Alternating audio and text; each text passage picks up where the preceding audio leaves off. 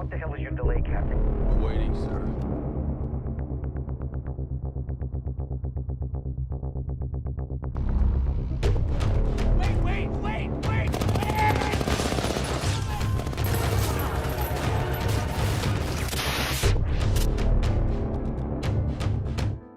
दोस्तों, दुनिया की सबसे शक्तिशाली और ताकतवर मिलिट्रीज पर तो आपने कई वीडियोस देखी होंगी, लेकिन आज हम लाए हैं विश्व की सबसे छोटी आर्मीज पर वीडियो, जिसमें आप जानेंगे कि क्यों कुछ देशों की आर्मीज बेहद छोटी हैं। कितनी छोटी हैं जानने के लिए आपको ये वीडियो पूरा देखना होगा। नंबर 10 पर है केप वर्ड। ये अफ्रीका के तट पर बसा एक छोटा सा देश है जो बना है कई ज्वालामुखी द्वीपों के समूह से। केप वर्ड की जनसंख्या 5 लाख से भी कम है। ये द्वीप समूह 16वीं शताब्दी में पुर्तगाली सेलर्स ने खोजा था। बिना किसी भी तरह के प्राकृतिक संसाधनों के केप वर्ड पूरी तरह से अपनी टूरिज्म इंडस्ट्री पर डिपेंड करता है। 1990 से अब तक एक स्टेबल डेमोक्रेसी रहा ये देश अफ्रीका के कुछ सबसे विकसित देशों में से एक है। केप वर्ड की आर्मी में कुल 1200 लोग सर्व करते हैं और इसे नाम दिया गया है National Guard. Cape Verde National Guard में military, police corps, marines, artillery और कोस्ट गार्ड शामिल है।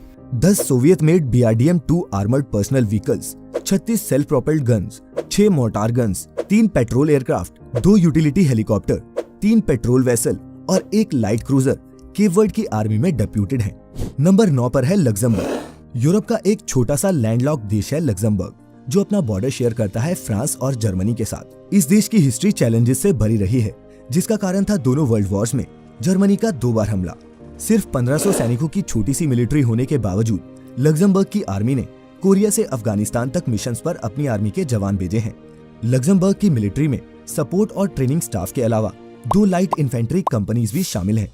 सबसे हैरानी की बात तो ये है दोस्तों कि इतनी छोटी आर्मी होने के बावजूद भी लग्जमबर्ग की एक स्पेशल फोर्स भी है। रिकॉन मिशंस में ट्रेंड कमांडोज की लग्जमबर्ग स्पेशल फोर्सेज में 2 पलटने हैं। यही नहीं, ये फोर्स नेटो एलाइड फोर्सेज का भी एक एक्टिव पार्ट है।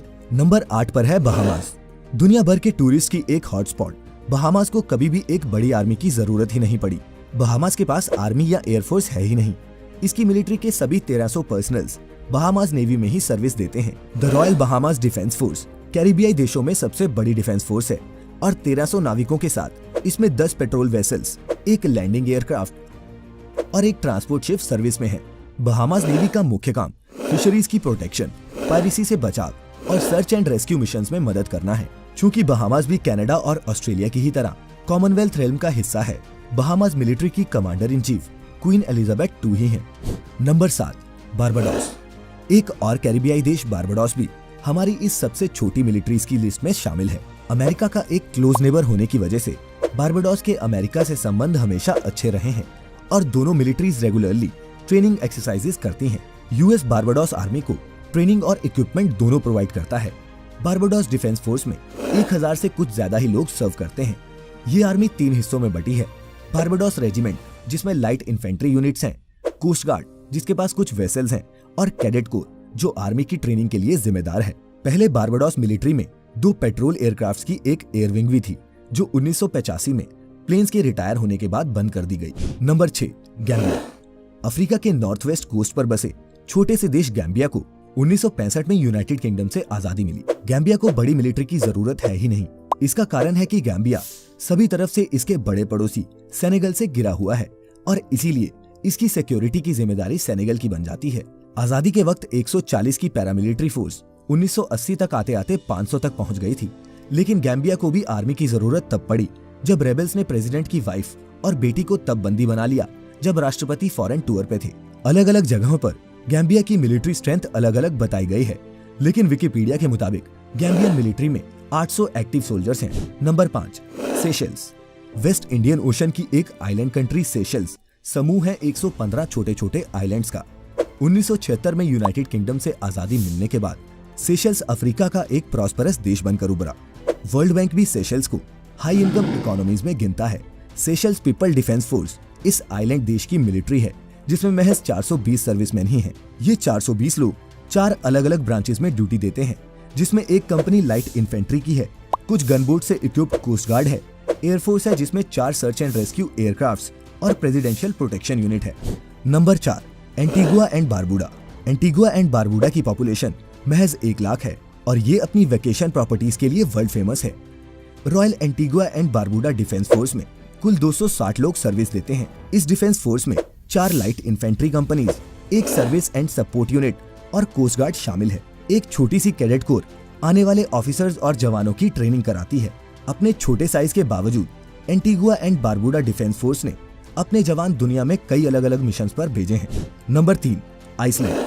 आइसलैंडिक कोस्ट गार्ड और special force unit Iceland military की ब्रांचेस हैं।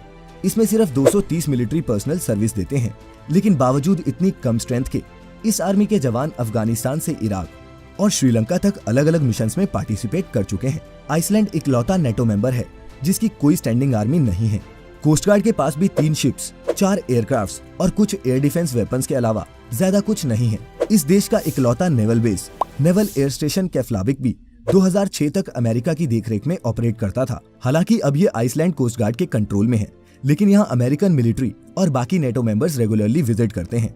दोस्तों, दुनिया की दूसरी सबसे छोटी आर्मी है हेती की। हेती गरीबी और कुदरत की मार खा रहा एक छोटा सा देश है। तख्तापलट की कई कोशिशों और हेती राजनीति में दखल के चलते 1995 में हेती की आर्मी को डिसबैंड करना पड़ा। हालांकि 2017 में राष्ट्रपति ने फिर से आर्मी को रीइंस्टेट करने का काम किया। आज के वक्त में हेती मिलिट्री में नेशनल पुलिस फोर्स और कोस्ट गार्ड सर्विस देते हैं। हेती को भी अपने कई छोटे पड़ोसी देशों की तरह इक्विपमेंट और ट्रेनिंग एड अमेरिका से मिलती है। हेती कोस्ट गार्ड में 19 छोटे जहाजों का बेड़ा है जो ड्रग ट्रैफिकिंग पकड़ना, सर्च एंड रेस्क्यू और डिजास्टर रिलीफ ऑपरेशंस के काम में आते हैं। और दोस्तों, अब पेश है नंबर 1, जो दुनिया की सबसे छोटी आर्मी है, वो है लीबिया की। लीबिया में सिविल वॉर की स्थिति है। लीबियन नेशनल आर्मी, जिसमें ग्राउंड फोर्स और एयर फोर्स शामिल थी, 2011 में लीबिया की सरकार ने पहली लीबियन सिविल वॉर के बाद गठित की थी। लेकिन 2014 आते आते ये आर्मी खुद ही एक पॉलिटिकल फैक्शन बन गई। कई लीबियन सोल्जर्स डिफेक्ट करके रेबेल से जा मिले थे। अब लीबिया में नेशनल आर्मी जैसा कुछ बचा ही नहीं है। लीबियन नेशनल आर्मी या फिर LNA 2015 तक लीबिया की ऑफिशियल आर्मी रही, जिसके बाद त्रिपोली में गवर्नमेंट ऑफ नेशनल एकॉर्ड ने अपनी आर्मी का गठन किया। तब से LNA को लीबिया की मिलिट्री के तौर पर नहीं देखा जाता। GNA की नई आर्मी एक यूनिफाइड रेगुलर आर्मी की तरह नहीं है, बल्कि ये कई छोटे छोटे इंडिपेंडेंट मिलिट्री ग्रुप्स पर अपने ऑपरेशंस के लिए रिलाय करते हैं, जो स्थिति और फायदा देखकर काम करते हैं, देश की ड्यूटी समझकर नहीं। और इसीलिए दोस्तों, दुनिया की सबसे छोटी आर्मीज की इस लिस्ट में लीबिया आता है नंबर 1 पर।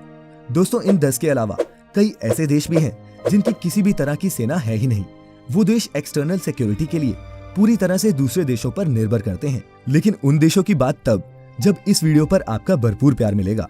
अगर आपको लगता है कि हमने इस सबसे छोटी आर्मीज की लिस्ट में किसी देश को मिस कर दिया है, तो नीचे कमेंट्स में हमारे साथ जरूर शेयर करें। वीडियो अच्छी लगी हो तो लाइक और शेयर करें।